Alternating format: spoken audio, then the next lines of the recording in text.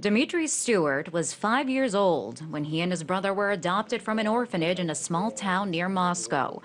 It would be a rocky road living with his adoptive American parents. Didn't really feel like I was their kid.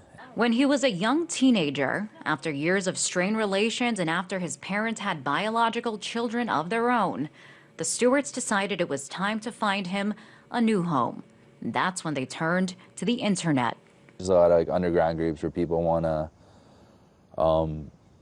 get through disruptive adoptions and stuff like that. Eventually, the internet search led the Stewarts to Megan Exxon.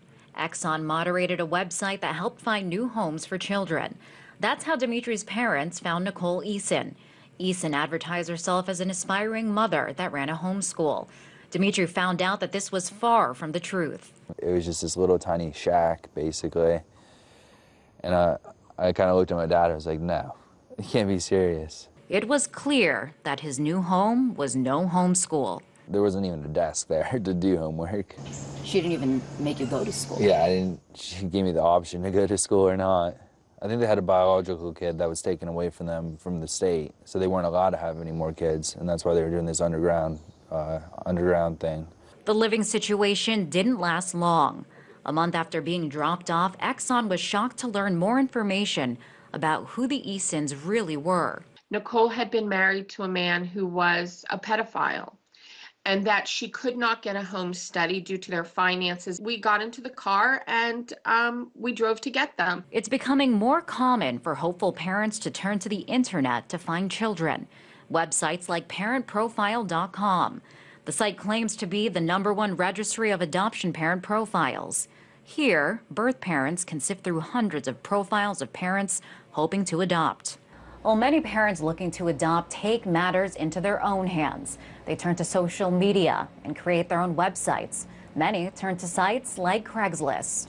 In the adoption section of the classified advertising site, parents can find advice. Expecting mothers announce they're looking for parents, and couples announce they're looking to adopt. These days, private adoptions are far more common. Traditional adoption agencies are becoming a thing of the past. According to DC-based nonprofit Families for Private Adoption, 70% of newborn adoptions in the region are private independent adoptions. It's unclear how many of them were facilitated on the internet, where it's harder to regulate the transactions between families. You both have to have lawyers. You have to do things legally. This is not an easy way to adopt. After the traumatizing ordeal, Dimitri moved to this group home outside Atlanta. He feels safe with his new guardians in this quaint home in a nice suburban neighborhood. Today, he has words of caution for families turning to the internet to adopt. You just never know who's gonna be out there looking for kids. I mean, there's sick people out there everywhere. In Marietta, Georgia, Liz Wall, RT.